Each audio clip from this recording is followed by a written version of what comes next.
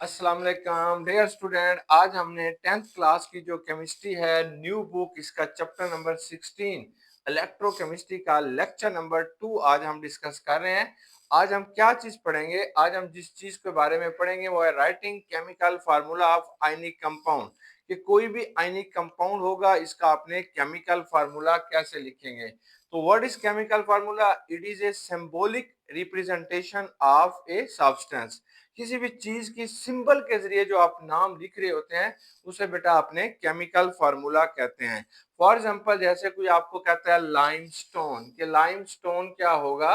Limestone, तो इसका आपने सिर्फ केमिकल फार्मूला लिख देंगे CaCO3। तो ये कैल्शियम कार्बोनेट को देख के फौरन वो समझ जाएंगे कि ये लाइमस्टोन है। अब ये जो केमिकल फार्मूला है, इसको लिखने के आपके पास दो मेथड है जो हमारे कोर्स के अंदर दिए गए हैं।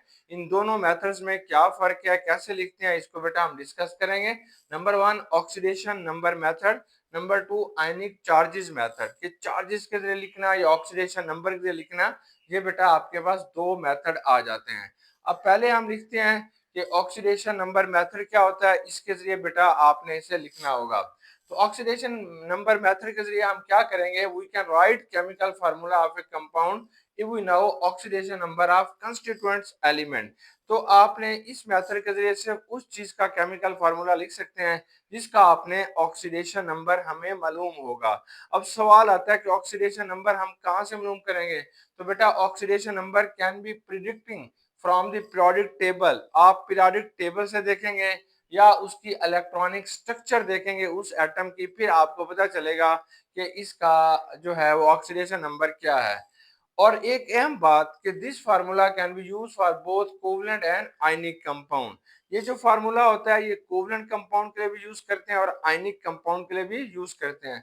मोस्टली आयनिक कंपाउंड ऐसे होते हैं विच consist of a simple simple या मोनो एटॉमिक आयन पर मुश्तमिल होते हैं, यानी एक आयन पर मुश्तमिल होंगे।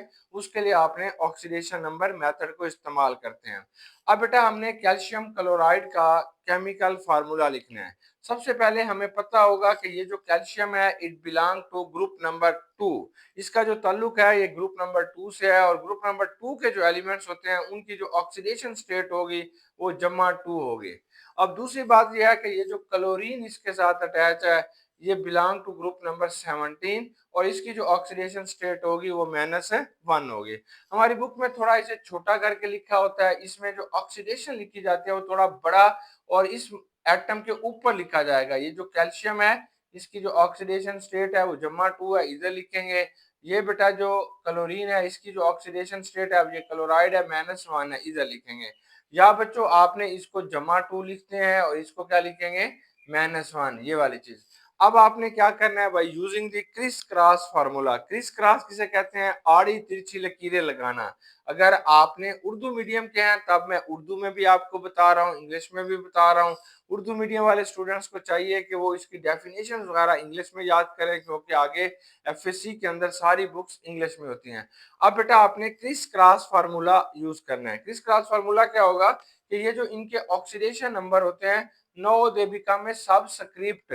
इसे सबस्क्रिप्ट कहते हैं। सबस्क्रिप्ट क्या कहते हैं? नीचे जाके लिख देना किसी चीज को, इसको सबस्क्रिप्ट कहेंगे। अब ये जो 2 होगा वो बेटा इसका सबस्क्रिप्ट बन जाएगा, इसके नीचे लिखेंगे। इसका मतलब ये होगा कि अगर आपके पास कैल्शियम 1 है तो क्लोराइड आयन 2 होंगे। अब ये फार्मूला कैसे बनेगा? इसको आप लिखेंगे CaCl2। ये CaCl2 जो होगा वो इसका बेटा केमिकल फार्मूला बन जाएगा कैल्शियम क्लोराइड का। लास्ट में आपने देखना है क्या ऑक्सीडेशन नंबर को अगर आप ऐड करते हैं तो इसका सम 0 के बराबर होगा। तो अब बेटा हम देखते हैं कि कैल्शियम का जो ऑक्सीडेशन नंबर है वो +2 है, और ये जो क्लोरीन है बेटा इसका ऑक्सीडेशन नंबर 1 है, -1 है, लेकिन ये क्लोरीन कितने हैं? 2 हैं, तो ये -1 हो गया। तो ओवरऑल आपने इसको सम अप करना है। सम अप के बाद इसका जो ऑक्सीडेशन नंबर है वो 0 के बराबर होना चाहिए, तो ये 0 के बराबर हो गया। इसका मतलब यह है कि ये आपका फार्मूला बिल्कुल ठीक है, क्योंकि ओवरऑल कोई भी कंपाउंड जो होगा वो न्यूट्रल होगा। अब हमने एग्जांपल नंबर 16.4 देखते हैं। Aluminium oxide Al2O3 aluminium oxide, जिसे बेटा आपने एल्यूमिना कहते हैं। अब आप मुझे बताओगे कि एल्यूमिनियम किस ग्रुप से ताल्लुक रखता है? तो आप कहेंगे aluminium belong to third group. Aluminium का जो ताल्लुक होता है बिलोंग टू थर्ड ग्रुप, ये तीसरे ग्रुप से बेटा ताल्लुक रखेगा। जो मॉडर्न पीरियोडिक टेबल है उसके अंदर आप इसे कहते हैं 13 ग्रुप, यानी 13वें ग्रुप से ये ताल्लुक रखता है। और एल्यूमिनियम की ऑक्सीडेशन स्टेट बच्चों कितनी होगी? जमा 3 होती है। तो ऑक्सीजन क्या होगा? ऑक्सीजन का ताल्लुक जो होता है belong to 6 group, belong to 6 group. तो ये बेटा 6 ग्रुप से, या इसे आप कहते हैं 16 ग्रुप से, मॉडर्न पीरियोडिक टेबल में इसे 16 कहते हैं, 16 ग्रुप से ताल्लुक रखेगा। ऑक्सीजन की मोस्ट कॉमन ऑक्सीडेशन स्टेट जो होती है वो -2 होती है, तो आपने इधर -2 लिख देना है। तो अब हमें पता चल गया कि एल्यूमिनियम की ऑक्सीडेशन स्टेट जो है वो +3 है, जबकि ऑक्सीजन की ऑक्सीडेशन स्टेट जो है वो -2 है। अब आप इसका फार्मूला लिखेंगे, तो यहाँ पे आप लिखते हैं एल्यूमिनियम, इसके ऊपर लिख देते हैं +3, ये इसकी ऑक्सीडेशन स्टेट है, ये बेटा ऑक्सीजन है, इसकी ऑक्सीडेशन स्टेट -2 है। By applying the criss cross formula, अब आपने क्रिस क्रॉस फार्मूला लिखना है। यहाँ हम इनकी ऑक्सीडेशन स्टेट इनके नीचे भी लिख देते हैं, ये -3 होगा, ये -2 होगा। Now this oxidation state become a subscript, ये सबस्क्रिप्ट बन जाएगा, नीचे लगाएंगे। अब हमने इसका क्रिस क्रॉस फार्मूला यूज करेंगे। ये जो +3 ऑक्सीडेशन स्टेट है वो इधर आ जाएगी, ये -2 ऑक्सीडेशन स्टेट है ये एल्यूमिनियम के नीचे आपने लिख देना है। तो क्या फार्मूला बनेगा? ये बनेगा Al2, Al2 ये इसके नीचे आ गया। ये जो एल्यूमिनियम था इसका आपके पास O3, यानी ये जो ऑक्सीजन वाला एल्यूमिनियम का +3 था ये इसके नीचे आ जाएगा। तो Al2O3 बेटा इसका केमिकल फार्मूला बन जाएगा। अब हम देखना चाहते हैं क्या ये केमिकल फार्मूला हमारा ठीक है या गलत है। तो हम क्या करेंगे कि इनके ऑक्सीडेशन नंबर को एड अप करेंगे। अगर उनका आंसर 0 के बराबर आया तो ठीक होगा। देखिए कितने एल्यूमिनियम है? 2 हैं। एक एल्यूमिनियम की ऑक्सीडेशन स्टेट कितनी होती है? -3 होती है। पॉजिटिव करें, यहाँ पे कितने ऑक्सीजन है? 3 है। एक ऑक्सीजन की ऑक्सीडेशन स्टेट कितनी होती है? -2 होती है, बराबर है 0 के। ये आ जाएगा -6 -6 इज इक्वल टू 0 के। तो इसका मतलब ये हुआ कि ये हमारा केमिकल फार्मूला ऑक्सीडेशन नंबर से के लिहाज से बिल्कुल ठीक है। अब बेटा हमने आयनिक चार्जेस की बात करते हैं। चार्जेस का मतलब होता है ये भी बिल्कुल वैसे होता है, बस ऑक्सीडेशन नंबर को थोड़ा बढ़ा करके और उस एलिमेंट के सेंटर में करके लिखते हैं। लेकिन बेटा आयनिक चार्जेस को थोड़ा साइड पे करके, यानी लेफ्ट हैंड साइड पे, राइट हैंड साइड पे थोड़ा जो है छोटा करके लिखते हैं। This method can be use only for ionic compound. तो ये बात पहली पहली आपने याद रखनी है कि आयनिक चार्जेस का जो मेथड होता है ये सिर्फ और सिर्फ आयनिक कंपाउंड के लिए यूज करेंगे। It can not be use for covalent compound के लिए ये यूज नहीं होगा। कोवलेंट कंपाउंड जैसे आपके पास वाटर है, अमोनिया है, मीथेन है, इनके लिए आप इसे यूज नहीं कर सकते because they do not have a charges. इनके चार्जेस नहीं है, ऑक्सीडेशन नंबर तो है लेकिन इनके बेटा चार्जेस नहीं है। चार्जेस ना होने की वजह से आप इसे परमानेंट चार्जेस ना होने की वजह से बेटा इसको आपने आयनिक चार्जेस मेथड को यूज नहीं कर सकते। अब आप करेंगे क्या? इस फार्मूले के अंदर आपने सिर्फ एलिमेंट को लिखना होता था, उसके ऊपर उसकी ऑक्सीडेशन स्टेट लिखी होती है। यहाँ पे आप वर्ड यूज करेंगे राइट केटाइंस देन एनाइंस। पहले आपको केटाइन लिखना होगा, फिर आपने एनाइन लिखना होगा विद देयर चार्जेस, उसके चार्जेस को भी बच्चे आपने दिखाना होगा। नेक्स्ट ये है कि use charges magnitude as subscript. जो भी चार्जेस का मैग्नीट्यूड है, मतलब जितना उसका चार्जेस है, वो सबस्क्रिप्ट के तौर पर इस्तेमाल करेंगे। अगर हमारे पास एक पॉली एटॉमिक आयंस है, पॉली एटॉमिक का मतलब होता है कि which consist of many atom acting as one ion. बहुत सारे एटम है लेकिन है वो एक आयन के तौर पर, तो आपने ब्रैकेट्स को यूज करना है। अब बेटा हमने इस फार्मूले को लिखना है। ये बिल्कुल आप कह रहे होंगे सर जी ये भी वैसे है, हाँ बिल्कुल वैसे है, लेकिन ये राइट हैंड साइड पे थोड़ा छोटा करके लिखते हैं, ये भी राइट हैंड साइड पे थोड़ा छोटा करके लिखते हैं। इसके अंदर उस एटम को जरा उसके ऊपर जो ऑक्सीडेशन स्टेट होते हैं थोड़ा बड़ा करके लिखते हैं, बस एक सिर्फ मामूली सा फर्क है, बाकी है ठीक। तो आपने पहले बेटा केटाइन लिख दिया, इसकी ऑक्सीडेशन स्टेट जो है वो +1 है। ये जो एनाइन है ये आपके पास क्या होगा? परमैंगनेट आयन है, परमैंगनेट आयन। अब आप देखें हम by applying the criss cross formula, आप क्रिस क्रॉस फार्मूले को अप्लाई करते हैं, ये जो +1 है वो इसके नीचे आ जाएगा, ये जो -1 चार्जेस है बेटा वो इसके नीचे आपने लिख देना है। तो अब आप इसका फार्मूला लिखेंगे। क्रिस क्रॉस का उर्दू में मतलब होता है आड़े तिरछी लकीरें लगाना। तो फिर आप इसको लिखेंगे फार्मूले को KMnO4। तो ये KMnO4 का फार्मूला होगा, इसे हम कहते हैं पोटाशियम परमैंगनेट। ये पोटाशियम परमैंगनेट बन जाएगा। अब बेटा हमारे पास ये है अमोनियम आयन। अब देखते हैं ये क्या फार्मूला बनेगा। ये अमोनियम आयन है, ये क्या चीज है, कार्बोनेट है। अब ये ऊपर क्या लिखे हुए हैं, चार्जेस। यहाँ पे लफ्ज आपने चार्जेस इस्तेमाल करना है। तो इसका जो चार्जेस होगा वो इसका सबस्क्रिप्ट बन जाएगा, जो इसका चार्जेस होगा वो बेटा इसका सबस्क्रिप्ट बन जाएगा। सबस्क्रिप्ट का फिर मैं बता रहा हूँ कि इसका मतलब होता है कि नीचे लिख देना। अब क्योंकि यहाँ पे अमोनियम आयन दो शो हो रहे हैं और ये एक पॉली एटॉमिक आयन है, अगर ये मैं दो इस हाइड्रोजन के साथ लगा देता हूँ तो ऐसे लगेगा जैसे सिर्फ ये दो हाइड्रोजन के हैं, लेकिन ये है एक्चुअली क्या, पूरे अमोनियम आयन दो आयन है। इसलिए we can use here brackets. आपने यहाँ पे ब्रैकेट यूज करनी है। ये अमोनियम लिखेंगे NH4 है, इसके नीचे बेटा दो लिख देंगे, आगे आपने CO3 लिख देना है, क्योंकि इसका जो सबस्क्रिप्ट है वो एक है, वो इधर आ रहा है। ये अमोनियम कार्बोनेट, इसको हम कहते हैं अमोनियम कार्बोनेट। अब हमारे पास तीसरा फार्मूला आएगा, ये एल्यूमिनियम आयन है, इसके ऊपर चार्जेस कितने हैं, जमा 3 है। ये सल्फेट आयन है, इसके ऊपर चार्जेस कितने हैं, -2 है।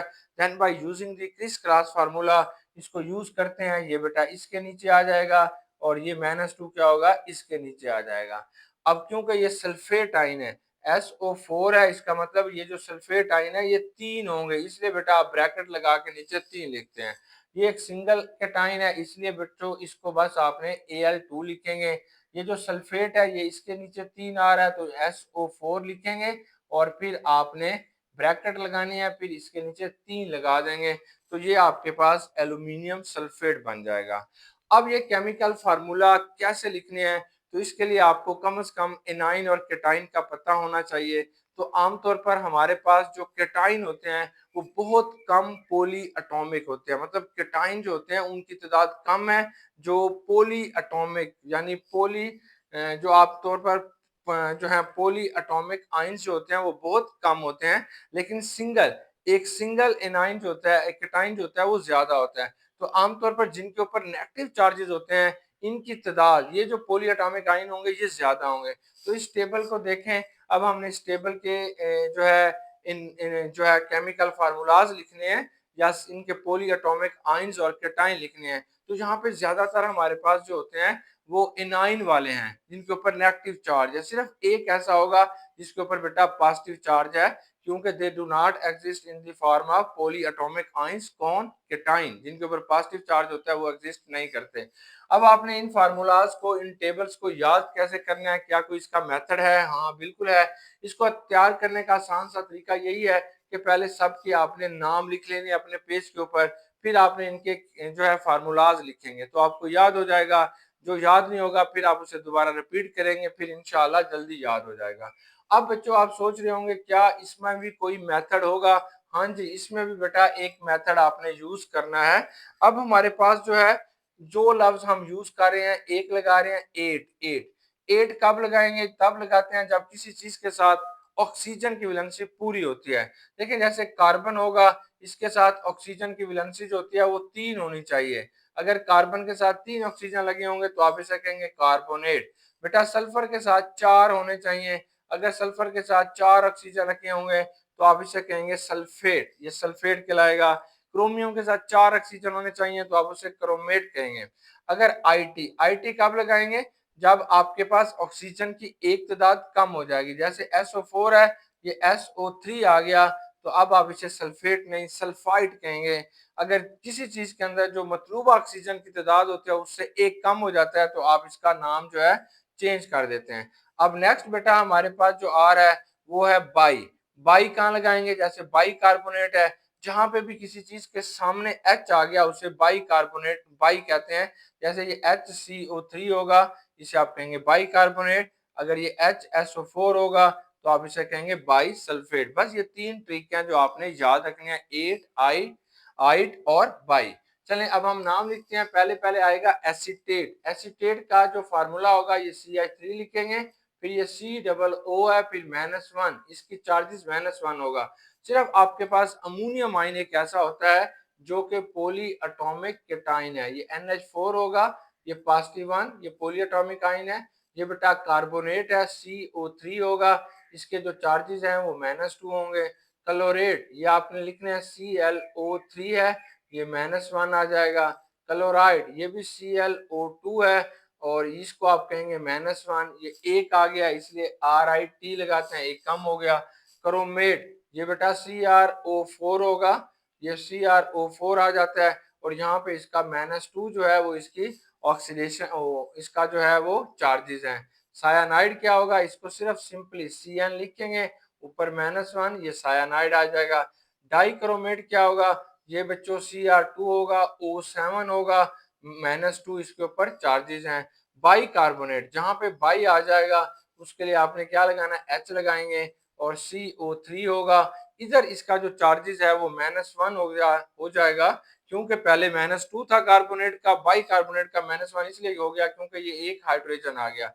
अब बेटा बाई सल्फेट लिखेंगे, HSO4 आएगा और यहाँ पे भी इसके चार्जेस -1 हो जाएंगे। चलें अब आपने बताना है बाई सल्फाइड। बाई सल्फाइड क्या करेंगे, ये HSO3 होगा और इसका जो चार्जेस हो गए वो भी -1 हो जाएंगे। हाइड्रोक्साइड बहुत कॉमन है, OH नेगेटिव, इसे आप कहते हैं हाइड्रो ऑक्साइड। हाइपोक्लोराइड ClO लिख के -1, ये आपके पास हाइपोक्लोराइड आ जाएगा। नाइट्रेट क्या होगा, क्योंकि नाइट्रोजन के साथ मैक्सिमम 3 ऑक्सीजन होते हैं तो ये NO3 होगा, -1 होगा, इसे आप नाइट्रेट कहते हैं। नाइट्राइड क्या होगा, ये बेटा आपके पास NO2 होगा, -1 होगा नाइट्राइड। ऑक्सालेट क्या होता है, ऑक्सालेट को हम ऐसे भी लिखते हैं CO, ये COO, एक नेगेटिव चार्ज इधर, एक नेगेटिव चार्ज इधर, या इसको हम यूं भी लिख सकते हैं C2O4 लिखते हैं और -2, ये आपके पास ऑक्सालेट है। अब बेटा पर क्लोरेट क्या होता है, ये आपके पास ClO4 है और ऑक्सीजन के साथ इसके ऊपर -1 होगा। फास्फेट को लिखते हैं PO4 है और ये -3 इसका चार्जेस होगा। फिर बेटा आपके पास आएगा सल्फेट का क्या होगा, SO4 होगा, -2 होता है। ये बेटा सल्फाइड होगा, ये SO3 होगा, -1 होगा। और यहाँ पे एक रह गया परमैग्नेट जो होता है इसको कैसे लिखते हैं, ये बच्चों आपके पास आएगा MnO4 आएगा, -1 आएगा। तो ये आपने पॉली एटॉमिक आयंस लिख लेने हैं, याद भी करने हैं। अब आपने इनको क्यों याद करने हैं, क्योंकि आपके MCQs आ सकता है, किसी एक का नाम दे के कहेगा इसका फार्मूला लिखो, या कोई फार्मूला दे के बेटा कहेगा इसका नाम बताओ, तो ये MCQs के लिए जरूरी है। दूसरा ये है कि आपको किसी भी केमिकल कंपाउंड का नाम बनाने में आसानी रहेगी अगर ये आपको याद है। चलें अब हमने क्या करना है, ये क्विक चेक हमें दी गई है 16.2, तो write the formulas by oxidation number, कि ऑक्सीडेशन नंबर को यूज करके हमने कुछ कंपाउंड के केमिकल फार्मूलाज लिखने हैं ऑक्सीडेशन नंबर को। पहले पहले बेटा एल्यूमिनियम नाइट्राइड, तो आपने याद रखना है कि एल्यूमिनियम का ऑक्सीडेशन नंबर +3 होता है और नाइट्राइड का ऑक्सीडेशन नंबर बच्चों -3 होगा। अब ये इधर चला जाएगा, ये इधर, तो आपके पास फार्मूला क्या बनेगा, ALN, इसे हम कहते हैं एल्यूमिनियम नाइट्राइड। नेक्स्ट बेटा आपके पास आएगा सोडियम सल्फाइड। सोडियम का जो ऑक्सीडेशन नंबर है वो +1 है। सल्फाइड क्या होगा, बताएं SO3 होगा, -1 होगा, ओ सॉरी SO3 होगा, -2 होगा, इसके जो ऊपर ऑक्सीडेशन नंबर है वो -2 है। अब बच्चों ये इधर आ जाएगा, ये इधर चला जाएगा, तो क्या बनेगा, Na2 बनेगा, SO3 बनेगा, इसे आप क्या कहते हैं, sodium sulphide. Criss cross method को आपने यूज कर देना है। अब नेक्स्ट आएगा सोडियम हाइड्रोजन कार्बोनेट। सोडियम ये है, इसका ऑक्सीडेशन नंबर +1 है। बाई हाइड्रोजन कार्बोनेट क्या होगा, ये हाइड्रोजन है और ये क्या होगा बेटा, कार्बोनेट आएगा। अब दोनों को मिला दीजिएगा क्रिस क्रॉस फार्मूले के तहत, ये भी एक है, ये भी एक है, क्या बनेगा, सोडियम बाई कार्बोनेट भी इसे हम कहेंगे, सोडियम हाइड्रोजन कार्बोनेट भी आप इसे कह सकते हैं। नेक्स्ट आएगा बेटा अमोनियम एसीटेट। अमोनियम का क्या फार्मूला होगा, NH4 होगा। अब आपने नेक्स्ट बताना है right chemical formulas bye using the ionic charges method. अब आपने चार्जेस को यूज करना है, सेम सब कुछ वही है, बस चार्जेस थोड़ा छोटा करके लिखते हैं। ये जमा 1 होगा, एसीटेट क्या होगा, ये CH3 होगा, ये C डबल बॉन्ड O है, ये नेगेटिव होगा, यहाँ पे -1 +1 क्रिस क्रॉस फार्मूले के तहत वैसे का वैसे रह जाएगा। तो सोडियम एसीटेट को लिखेंगे कैसे, CH3COONH4 क्या बन गया, सोडियम एसीटेट बन गया। अब क्या लिखेंगे, कैल्शियम फास्फेट, कैल्शियम के ऊपर चार्जेस कितने होते हैं, -2, फास्फेट के ऊपर कितने होते हैं, -3। अब क्या करेंगे, ये पोली एटॉमिक आ गया, माइनस ये 3 को इधर लिखेंगे, 2 को इधर लिखेंगे, तो क्या बनेगा, ये बनेगा Ca3 बनेगा और PO4 ट्वाइस बनेगा, calcium phosphate, calcium phosphate. Next बेटा आपके पास क्या आएगा, पोटाशियम क्रोमेट। पोटाशियम को कैसे लिखोगे, के पॉजिटिव। और क्रोमेट को ढूंढो, किधर है, आपने क्रोमेट का फार्मूला याद किया हुआ है, CrO4-2 है, तो ये क्रोमेट है बेटा, CrO4 है, ऊपर -2 इसके चार्जेस हैं। किस क्लास फार्मूले को यूज कीजिए, क्या बनेगा, K2 बनेगा, CrO4 बनेगा। तो ये अब आपके पास किसका फार्मूला है, पोटाशियम क्रोमेट का। तो इस तरीके से बेटा हमने सीखा कि केमिकल फार्मूला कैसे लिखते हैं ऑक्सीडेशन नंबर से और कैसे बेटा आयनिक चार्जेस से। अब इसका अपने स्क्रीनशॉट बच्चों ले लीजिएगा ताकि आपको सब कुछ याद रहे। अल्लाह हाफिज।